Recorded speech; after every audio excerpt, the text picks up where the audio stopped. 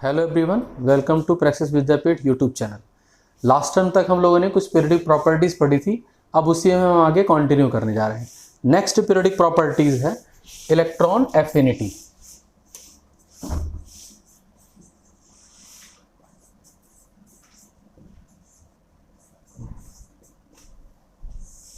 Electron affinity या इसी को इलेक्ट्रॉन गेन एंथैल्पी भी कहा जाता है।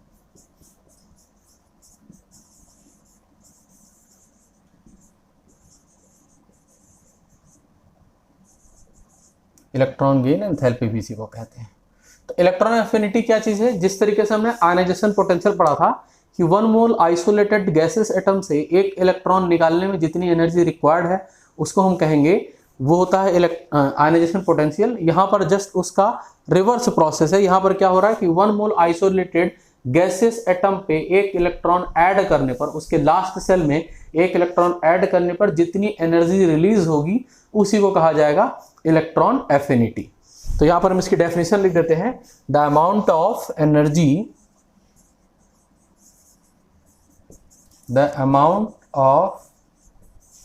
Energy change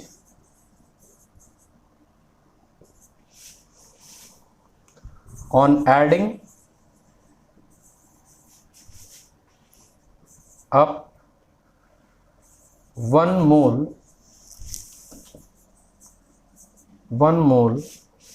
of electron to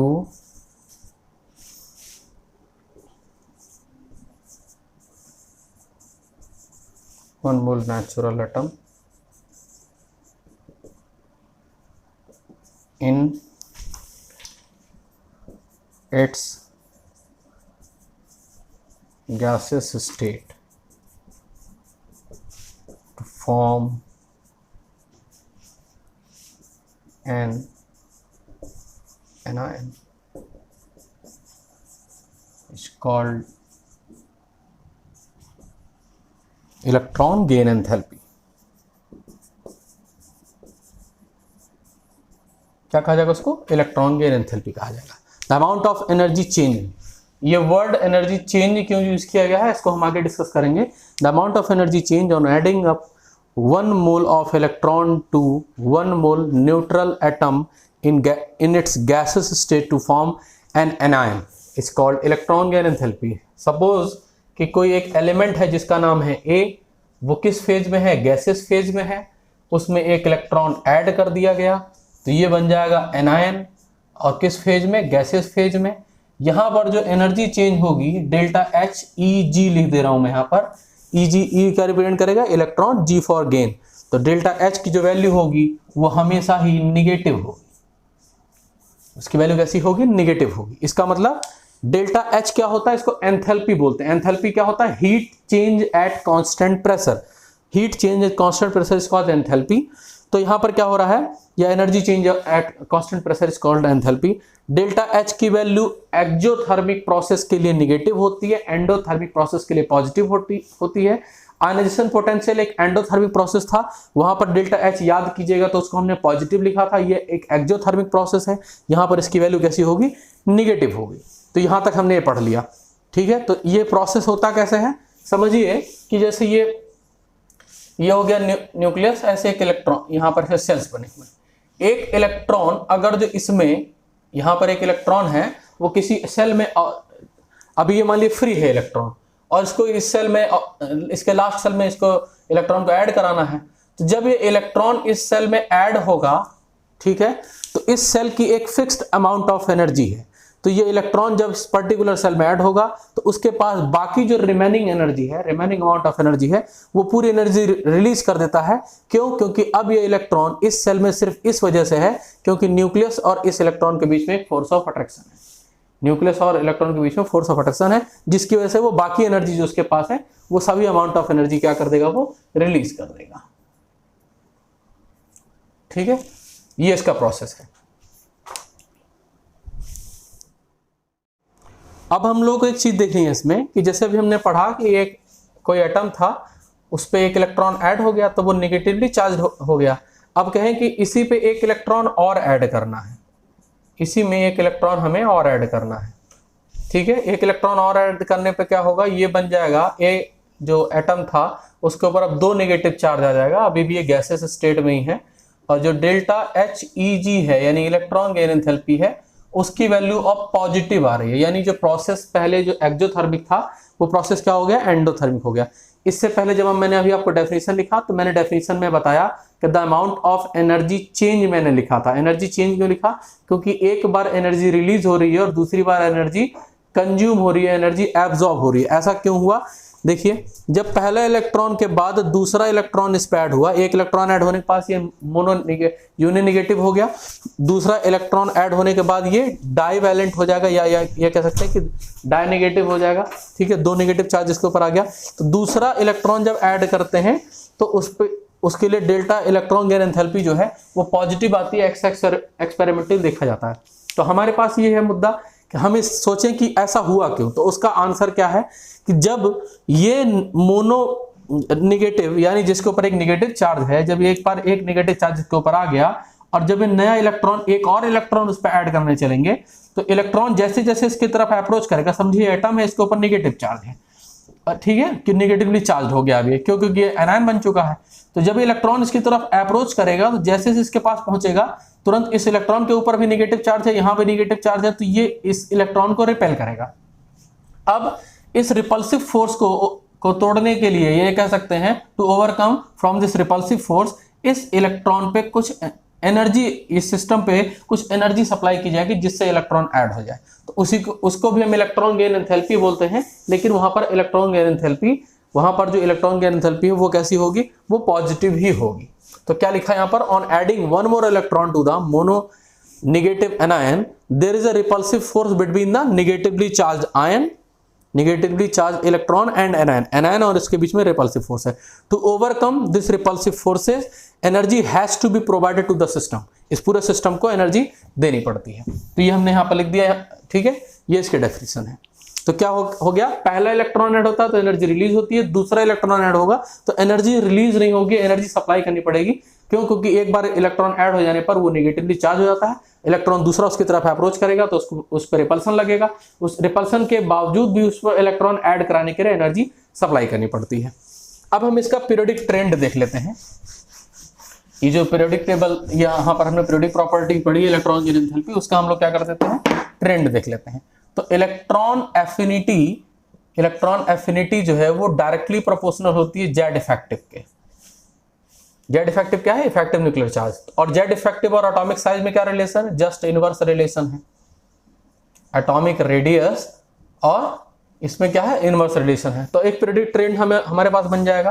periodic trend क्या बनेगा, हम यहां लिख सकते हैं कि इलेक्ट्रॉन एफिनिटी जो होगा वो लेफ्ट टू राइट और टॉप टू बॉटम के लिए, लेफ्ट टू राइट यानी कि क्या हो गया, ये अलोंग द पीरियड, और ये क्या है, अलोंग द ग्रुप। तो अलोंग द पीरियड क्या होगा इसमें, अलोंग द पीरियड, क्योंकि अलोंग द पीरियड जाने पर साइज डिक्रीज करता है तो इलेक्ट्रॉन एफिनिटी क्या होगी, बढ़ेगी। तो हम क्या कहेंगे, increases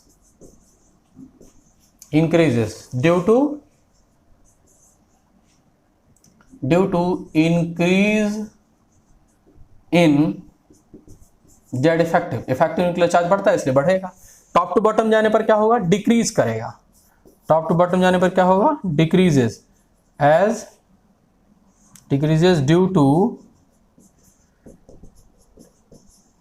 increase in number of shells, number of shells बढ़ रहे हैं, नंबर ऑफ सेल्स, साइज बढ़ेगा तो वो क्या हो जाएगा, वैल्यू घटने लगेगी।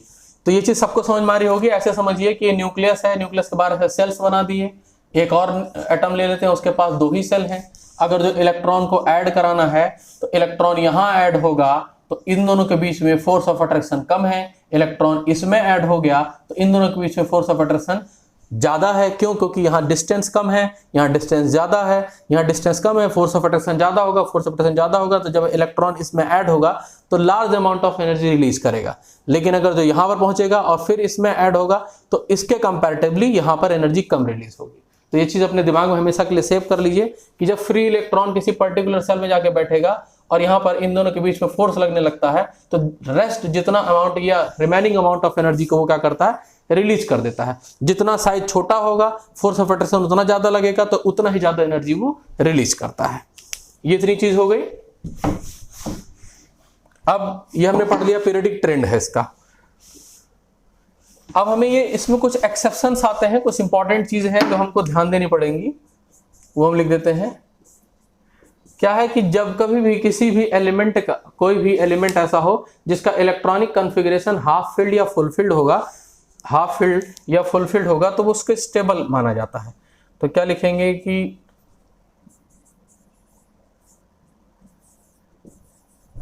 हाफ फिल्ड ऑर्बिटल्स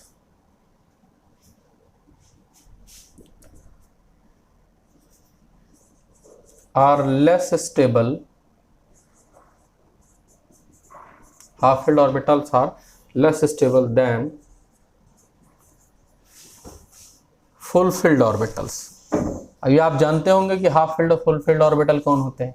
जब सब में एक एक ऑर्बिटल रहेगा, एसपीडीएफ में एक एक मतलब आधा आधा इलेक्ट्रॉन रहेगा, सभी ऑर्बिटल में एक एक इलेक्ट्रॉन रहेगा, तो उसको हाफ फील्ड कहा जाएगा। सभी में इलेक्ट्रॉन पेयर्ड होंगे तो उसको फुल फील्ड कहा जाएगा।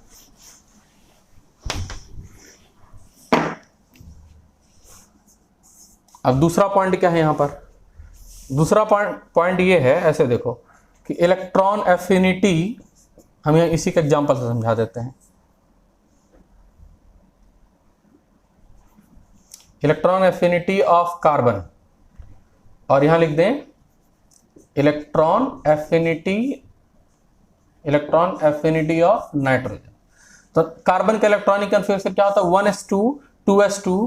कार्बन के केस में क्या आएगा, 1s2 2s2 2p2, क्योंकि और यहाँ नाइट्रोजन के लिए क्या आएगा, 1s2 2s2 और 2p3। तो ये आपको दिखाई दे रहा है कि ये कैसा है, ये हाफ फील्ड है। कैसा है, ये हाफ फील्ड है। तो हाफ फील्ड है इसलिए इसकी स्टेबिलिटी ज्यादा होगी, इसकी स्टेबिलिटी ज्यादा होगी, तो ये नहीं चाहेगा कि इसमें इलेक्ट्रॉन ऐड हो। जब कभी भी कोई स्टेबल इलेक्ट्रॉनिक कॉन्फ़िगरेशन अटेन कर लेता है तो वो नहीं चाहता उसमें इलेक्ट्रॉन ऐड हो, तो इलेक्ट्रॉन एफिनिटी इनकी ज्यादा हो जाएगी। क्यों, क्योंकि ये हाफ फील्ड है, ये मोर स्टेबल है, तो ये कोई चेंज नहीं चाहता। अब अगर जो इलेक्ट्रॉन एफिनिटी इसमें और इसमें कंपेयर करेंगे तो ये चाहेगा कि एक इलेक्ट्रॉन ऐड होते ही, समझिए कार्बन में एक इलेक्ट्रॉन ऐड होते ही इसका इलेक्ट्रॉनिक कॉन्फ़िगरेशन नाइट्रोजन जैसा हो जाएगा, तो ये तो चाहेगा एक इलेक्ट्रॉन ऐड हो जाए। तो इलेक्ट्रॉन एफिनिटी इसमें ज्यादा है, उसमें कम है। ठीक है, ठीक है। अब तीसरा नोट पे हम क्या पढ़ते हैं कि electron affinity of inert gases, ये हमेशा कैसा होता है, ये वैल्यू 0 होती है। इनर्ट गैसेस कौन, helium, neon, argon, krypton, xenon, radon, ये सब इनर्ट गैसेस है। इनका इलेक्ट्रॉन एफिनिटी इनका 0 होता है। रीजन क्या है, क्योंकि स्टेबल इलेक्ट्रॉनिक कॉन्फ़िगरेशन होता है इनका, ये इनको इलेक्ट्रॉन की जरूरत नहीं है। तो जब इलेक्ट्रॉन की जरूरत ही नहीं तो इलेक्ट्रॉन ऐड नहीं करेंगे, तो उनका इलेक्ट्रॉन गेन एंथैल्पी क्या हो जाएगा, 0 हो जाएगा। फिर इसी में फोर्थ पॉइंट कि electron affinity of group first A elements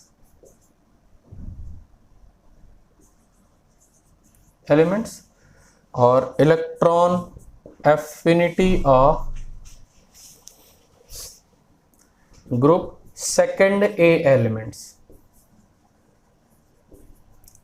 इन दोनों का भी देखना पड़ेगा। फर्स्ट एलिमेंट कौन कौन है, lithium, sodium, potassium, rubidium, caesium. तो ये लोग हाईली इलेक्ट्रोपॉजिटिव हैं, तो इनके अंदर इलेक्ट्रॉन डोनेट करने की टेंडेंसी, इलेक्ट्रॉन गेन करने की टेंडेंसी नहीं है। तो हम ये लिख सकते हैं कि इनकी वैल्यू जो है ऑलमोस्ट क्या है, 0। इनकी वैल्यू 0 है। क्यों, due to fulfilled orbitals, electron affinity of group first element का ऑलमोस्ट 0 है या 0 ही मान लेते हैं, क्योंकि इलेक्ट्रोपॉजिटिव इलेक्ट्रॉन लेने की टेंडेंसी है ही नहीं इनके अंदर। सेकंड ए एलिमेंट्स की बात करिए तो इनका ऑर्बिटल s ऑर्बिटल इनका फिल्ड होता है due to fulfilled s orbital लिख दें। s ऑर्बिटल इनका फुलफिल्ड है, इसीलिए इनको भी इलेक्ट्रॉन की जरूरत ही नहीं है, स्टेबल होते हैं ये लोग भी, तो इनका भी इलेक्ट्रॉन गेन एंथैल्पी क्या हो जाएगा, वो हमेशा कैसा रहेगा, जीरो रहेगा। एक पांचवा पॉइंट ये है कि electron affinity of second A element जो होते हैं, सेकेंड ग्रुप सेकेंड ए लिख दें यहां पर, ग्रुप सेकेंड ए एलिमेंट्स, ये जो है ये कम होगा electron affinity of first A, electron affinity of group first A elements. ध्यान दीजिए क्या लिखा गया कि electron affinity of group second A element. Second element कौन कौन होता है, यहां पर सेकेंड एलिमेंट हमने लिखा, लिख दे रहे हैं यहां पर, कौन होता है, beryllium, magnesium, calcium, strontium, barium, ये सब लोग कौन है, सेकेंड एलिमेंट है। ये लोग कौन है, सेकेंड ए एलिमेंट्स हैं, सेकेंड ग्रुप सेकेंड एलिमेंट है। इनका इलेक्ट्रॉन एफिनिटी सेकेंड ए वालों का कम होता है कंपैरेटिवली किसके, फर्स्ट ए वाले एलिमेंट्स के कंपैरिजन में। ठीक है, इतना सबको समझ में आ गया होगा। अब इसमें एक सबसे इंपॉर्टेंट चीज है जो एक्सेप्शन में भी कंसीडर किया जाता है, सिक्स्थ पॉइंट, ये एक्सेप्शन भी है। इलेक्ट्रॉन एफिनिटी का ऑर्डर जैसे लिखा हो फ्लोरीन, क्लोरीन, ब्रोमीन, आयोडीन, तो एक्सपेक्टेड क्या है, आप कहोगे कि फ्लोरीन के नीचे क्लोरीन आता है, क्लोरीन के नीचे ब्रोमीन आता है, ब्रोमीन के नीचे आयोडीन आता है, तो टॉप टू बॉटम जाने पर इलेक्ट्रॉन गेन एंथैल्पी को या इलेक्ट्रॉन एफिनिटी को डिक्रीज होना चाहिए। टॉप टू बॉटम जाने पर इलेक्ट्रॉन गेन एंथैल्पी को क्या होना चाहिए, डिक्रीज होना चाहिए। लेकिन यहां पर लगातार जब आप एक्सपेक्टेड ऑर्डर ये है, लेकिन ये ऑर्डर कैसा है, ये ऑर्डर है गलत। ऑर्डर कौन सा सही है, क्लोरीन, उसके बाद फ्लोरीन, उसके बाद ब्रोमीन, और उसके बाद क्या आएगा, आयोडीन। तो ये ऑर्डर कैसा है, ये ऑर्डर सही है। उसका मैं एग्जांपल, ये मैं एक्सप्लेनेशन दे देता हूं आपको क्या होगा इस तरीके। सिर्फ इन्हीं दोनों में एक्सचेंज हो रहा है, एक्सचेंज क्या हो रहा है, इन्हीं दोनों में हो रहा है, ये दोनों लोग अपनी पोजीशन को रिप्लेस कर लेते हैं। सपोज दिस इज फ्लोरीन और ये है क्लोरीन, फ्लोरीन और क्लोरीन, एक इलेक्ट्रॉन को ऐड होना है। इनके भी आउटर मोस्ट सेल में 7 इलेक्ट्रॉन हैं, इनके भी आउटर मोस्ट सेल में 7 इलेक्ट्रॉन हैं। अगर इस इलेक्ट्रॉन को ऐड कराना हो तो यहां पर साइज कम है, यहां पर साइज ज्यादा है। आप जानते हैं कि क्लोरीन कंपैरेटिवली फ्लोरीन से ज्यादा बड़ा होगा। तो जब इलेक्ट्रॉन ऐड होने के लिए इस तरफ बढ़ेगा, यह इलेक्ट्रॉन इस तरफ बढ़ेगा, तो आप अपने आप से सोच के बताइए कि कहां पर इस इलेक्ट्रॉन को रिपल्सन ज्यादा लगेगा। तो आप ये कहेंगे कि इसका साइज कम है, 7 इलेक्ट्रॉन यहां भी है, 7 इलेक्ट्रॉन यहां भी है, लेकिन साइज कम है तो चार्ज की जो डेंसिटी होगी वो फ्लोरीन के पास ज्यादा होगी एज कंपेयर टू क्लोरीन। तो क्लोरीन की चार्ज डेंसिटी कम है, यहां पर चार्ज डेंसिटी ज्यादा है। तो जब इलेक्ट्रॉन आएगा इसकी तरफ तो यहां पर फ्लोरीन के कंपैरिजन में यहां पर थोड़ा रिपल्सन लगेगा और यहां रिपल्सन कम लगेगा। तो इलेक्ट्रॉन इजीली कहां ऐड हो सकता है, इलेक्ट्रॉन इजीली कहां ऐड होगा, इलेक्ट्रॉन क्लोरीन पे इजीली ऐड होगा। इसलिए जहां पर इलेक्ट्रॉन इजीली ऐड होता है वहां पर इलेक्ट्रॉन गेन एंथैल्पी ज्यादा हो जाती है। इसलिए क्लोरीन की इलेक्ट्रॉन गेन एंथैल्पी फ्लोरीन के कंपैरिजन में जो है वो क्या है, ज्यादा है। तो यहां पर हम लिख सकते हैं कि डिक्रीजिंग ऑर्डर ऑफ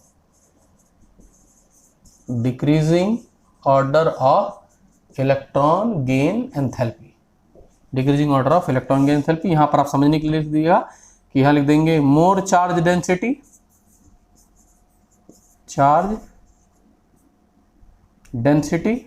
और यहां पर क्या है, लेस चार्ज डेंसिटी है, लेस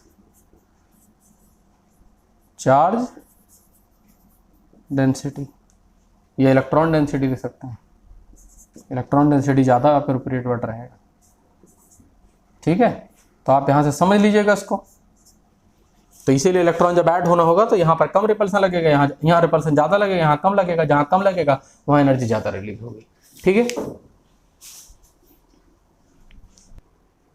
नेक्स्ट पीरियोडिक प्रॉपर्टी है इलेक्ट्रोनेगेटिविटी। इलेक्ट्रोनेगेटिविटी क्या है, the tendency of an atom to attract shared pair of electron जो कोवेलेंट बॉन्ड से बंधे हुए हैं। The tendency of an atom to attract shared pair of electron to the covalent bond towards itself is called electronegativity. समझिए कि जैसे एक element हमने लिख दिया A और दूसरा एक एलिमेंट है B, इन दोनों के बीच में एक कोवेलेंट बॉन्ड है। ये कौन सा बॉन्ड है? Covalent bond. तो अगर जो यहाँ पर ये दिखाई दे कि दोनों डिफरेंट टाइप का एलिमेंट है, इसके यहाँ पर B के ऊपर थोड़ा सा negative charge, delta negative charge, इसके ऊपर डेल्टा पॉजिटिव चार्ज दिखाई दे, तो हम कहेंगे कि ये जो है ये मोर इलेक्ट्रोनेगेटिव है। ये कैसा है? मोर इलेक्ट्रोनेगेटिव है। और ये लेस इलेक्ट्रोनेगेटिव है।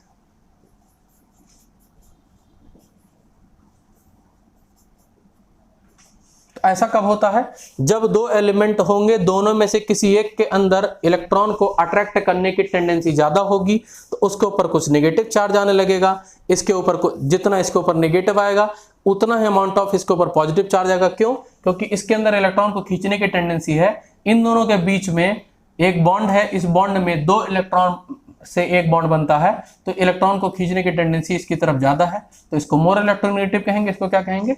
लेस इलेक्ट्रोनेगेटिव कहेंगे। अब जब पीरियोडिक प्रॉपर्टीज की तरफ बढ़े तो जो इलेक्ट्रोनेगेटिविटी है उसको मैं EN लिख दे रहा हूं, या मैं पूरा इलेक्ट्रोनेगेटिविटी लिख देता हूं। इलेक्ट्रोनेगेटिविटी का जो पीरियोडिक ट्रेंड है वो ये है कि ये इफेक्टिव न्यूक्लियर चार्ज के डायरेक्टली प्रोपोर्शनल होता है। किसके डायरेक्टली प्रोपोर्शनल होगा? इफेक्टिव न्यूक्लियर चार्ज के। और इफेक्टिव न्यूक्लियर चार्ज और एटॉमिक साइज में क्या रिलेशन है? जस्ट इनवर्स रिलेशन है। आप क्या कहेंगे? एटॉमिक रेडियस, इसमें एकदम इनवर्स रिलेशन होता है। तो इलेक्ट्रोनेगेटिविटी इसी तरीके से समझ। अब मैं एक एग्जांपल से उसको समझाता हूं। जैसे लिख दिया गया हाइड्रोजन और क्लोरीन दोनों के बीच में एक बॉन्ड होगा, HCl, सभी लोग मॉलिक्यूल का नाम जानते हैं। तो हाइड्रोजन के पास एक इलेक्ट्रॉन होता है, क्लोरीन के पास 7 इलेक्ट्रॉन है। तो क्लोरीन की टेंडेंसी है कि वो चाहता है कि एक इलेक्ट्रॉन उसको मिल जाए, तो 7 के बजाय कितने हो जाएंगे? 8 इलेक्ट्रॉन हो जाएंगे। तो आउटर मोस्ट शेल में 8 इलेक्ट्रॉन भरने की टेंडेंसी को ऑक्टेट बोलते हैं। ठीक है, ये ऑक्टेट रूल, या आप केमिकल बॉन्डिंग में इसको पढ़ेंगे या पढ़ लिया होगा आपने। तो क्या होता है, इसकी ये चाहेगा कि एक इलेक्ट्रॉन गेन कर ले, जिससे इसके पास 8 इलेक्ट्रॉन हो जाए आउटर मोस्ट शेल में, और ये एक इलेक्ट्रॉन डोनेट करने के बाद इसके पास इलेक्ट्रॉन खत्म हो जाएंगे, तो ये भी फ्री हो जाएगा। तो हमेशा ही हाइड्रोजन और क्लोरीन में क्लोरीन की तरफ इलेक्ट्रॉन ज्यादा अट्रैक्ट होते हैं। क्यों? क्योंकि क्लोरीन ज्यादा इलेक्ट्रोनेगेटिव है एज कंपेयर टू हाइड्रोजन। तो ये चीज हमने यहां पर देख लिया। ये पीरियोडिक ट्रेंड अब हमको देखना होगा कि इलेक्ट्रोनेगेटिविटी जेड इफेक्टिव के डायरेक्टली प्रोपोर्शनल है, एटॉमिक रेडियस के इनवर्सली प्रोपोर्शनल है। तो इसके लिए हम पीरियोडिक प्रॉपर्टी यहां पर पीरियोडिक ट्रेंड लिख देते हैं। क्या है periodic trend?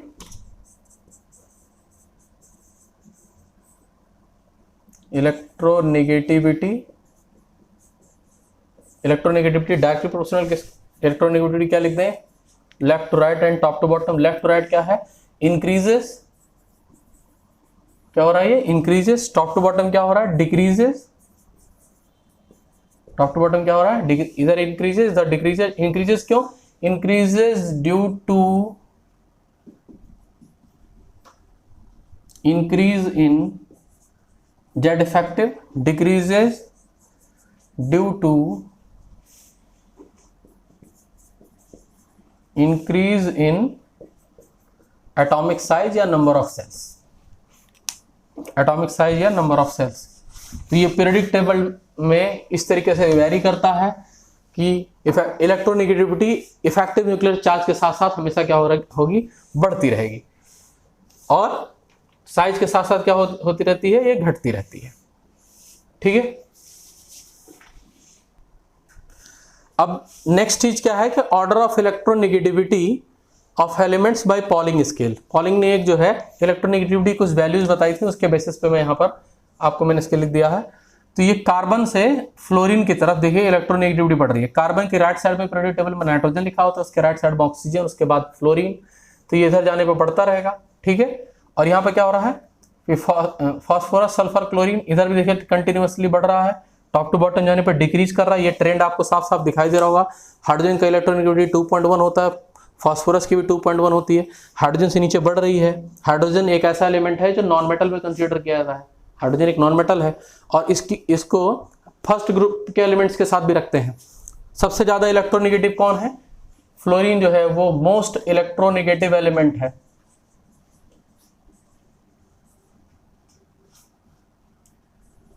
Fluorine is the most electronegative element of the periodic table.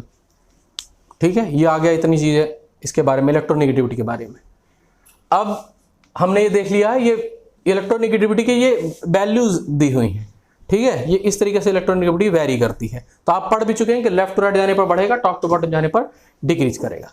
अब नेक्स्ट प्रॉपर्टी के बारे में हम बात करें,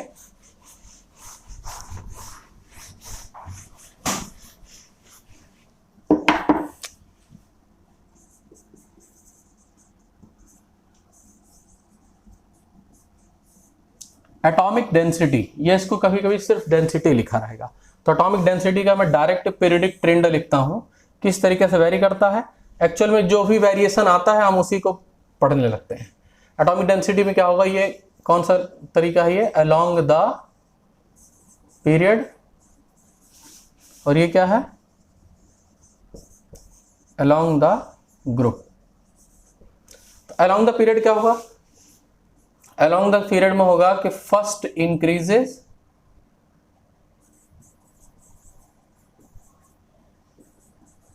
देन डिक्रीजेस। कभी कभी ये लिखा रहेगा कि साइक्लिक प्रोसेस होता है। कैसा होगा, साइक्लिक लिखा रहेगा। साइक्लिक में क्या होता है, बढ़ के फिर घटने लगेगा, बढ़ के क्या होगा, घटने लगेगा डेंसिटी। अब यहां बात करें नेक्स्ट, टॉप टू बॉटम जाने पर यहां पर क्या होगा, इंक्रीज करेगा।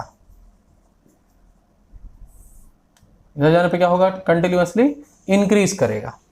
अब डेंसिटी होता क्या, जैसे देखो डेंसिटी इज इक्वल टू होता है मास अपॉन क्या, मास अपॉन क्या लिखेंगे हम, वॉल्यूम। तो मास अपॉन वॉल्यूम होता है, मास भी बढ़ रहा, टॉप टू बॉटम जाने पर ये वैल्यू जो है यहाँ पर फर्स्ट इंक्रीजेस देन डिक्रीजेस जो लिखा हुआ है पीरियड में, तो ये तो एक्सपेरिमेंटल वैल्यूज हैं। जैसे हम डी ऑर्बिटल में जाएंगे तो वहां पर डेंसिटी एलिमेंट्स की बढ़ जाती है, और पी ब्लॉक में जैसे पहुंचेंगे तो वहां नॉन मेटल्स होते हैं, तो वहां पर डेंसिटी फिर से क्या होने लगती है, घटने लगती है। तो पहले इंक्रीज करके फिर डिक्रीज करेगी। यहां पर डेंसिटी की बात करें टॉप टू बॉटम में, तो टॉप टू बॉटम में इंक्रीजेस डिक्रीजेस में क्या होगा, ये जो इंक्रीजेस लिखा हुआ है, इंक्रीजेस में क्या है कि डेंसिटी होता है मास अपॉन वॉल्यूम। आप जानते हैं कि टॉप टू बॉटम जाने पर एटॉमिक मास बढ़ता है, एटॉमिक मास बढ़ता है, और टॉप टू बॉटम जाने पर साइज बढ़ता है, तो वॉल्यूम भी बढ़ेगा, मास भी बढ़ेगा, वॉल्यूम भी बढ़ेगा। But as compare to volume mass का इंक्रीमेंट ज्यादा होता है, इसीलिए वॉल्यूम टॉप टू बॉटम जाने पर एटॉमिक डेंसिटी क्या होती है, वो इंक्रीज करती रहती है। एक एग्जांपल और इसी का एक्सेप्शन भी है, वही हम बता देते हैं कैसे।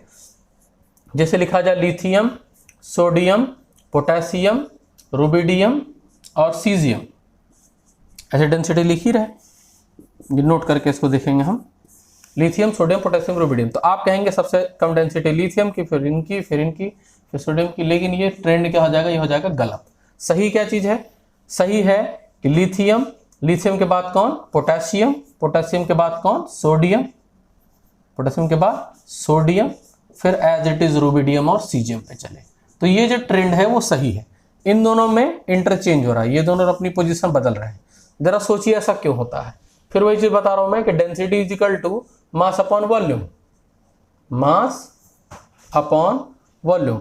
आप जानते हैं कि जब सोडियम से पोटेशियम पे पहुंचेंगे तो मास बढ़ेगा, और सोडियम से पोटेशियम पहुंचेंगे तो वॉल्यूम भी बढ़ेगा। लेकिन जब सोडियम से पोटेशियम जाते हैं तो सोडियम यानी कि थर्ड सेल में सोडियम, थर्ड सेल में कंप्लीटली फिल किए बिना ही फोर्थ सेल में चले जाते हैं।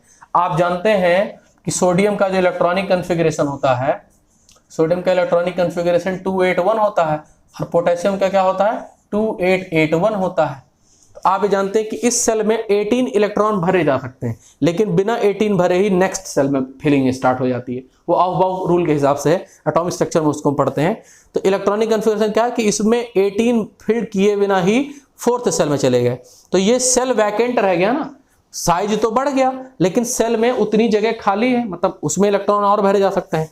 तो एक सीधा सीधा कॉन्सेप्ट यह है कि मास भी बढ़ता है, वॉल्यूम में बढ़ता है, लेकिन वॉल्यूम के कंपैरेटिवली मास ज्यादा बढ़ जाता है। वॉल्यूम के कंपैरेटिवली क्या हो जाएगा, मास ज्यादा बढ़ जाएगा। ठीक है, तो इसीलिए क्या हो जाता है, जो रेगुलर ऑर्डर चल रहा था, तो हम रेगुलर ऑर्डर ये कहते हैं कि डेंसिटी टॉप टू बॉटम जाने पर बढ़ इसलिए रही है क्योंकि मास भी बढ़ रहा है, वॉल्यूम भी बढ़ रहा है, लेकिन मास वॉल्यूम के कंपैरेटिवली ज्यादा बढ़ जाता है। इस एक्सेप्शन के लिए क्या देखेंगे, समझिएगा क्या कहा कि मास भी बढ़ रहा है, वॉल्यूम भी बढ़ रहा है, लेकिन मास वॉल्यूम के कंपैरेटिवली जब ज्यादा बढ़ेगा तब डेंसिटी हमेशा इंक्रीज करेगी। ये रेगुलर ट्रेंड है। यहाँ पर एक्सेप्शन है, एक्सेप्शन है तो उसके लिए क्या दिखाई दिया कि सोडियम के बाद जब पोटेशियम पे गए तो सोडियम से पोटेशियम जाने पर साइज तो बढ़ गया लेकिन मास उतना नहीं बढ़ा, उतने इलेक्ट्रॉन फिल नहीं किए गए तीसरे सेल में जितने फिल होने चाहिए थे। तो इस बार क्या हुआ, इस बार वॉल्यूम ज्यादा बढ़ गया है, इस बार वॉल्यूम ज्यादा हो गया है और मास कम हुआ है। तो जब वॉल्यूम ज्यादा हो जाएगा तो डेंसिटी क्या हो जाएगी, कम हो जाएगी। इसीलिए पोटेशियम की डेंसिटी कम हो जाती है और सोडियम की डेंसिटी ज्यादा हो जाती है। ठीक है, आज की क्लास के लिए इतना ही है। नेक्स्ट क्लास में हम जो है बाकी जो छोटी छोटी कुछ प्रॉपर्टीज बची हैं उसके बारे में डिस्कस करेंगे। Thank you.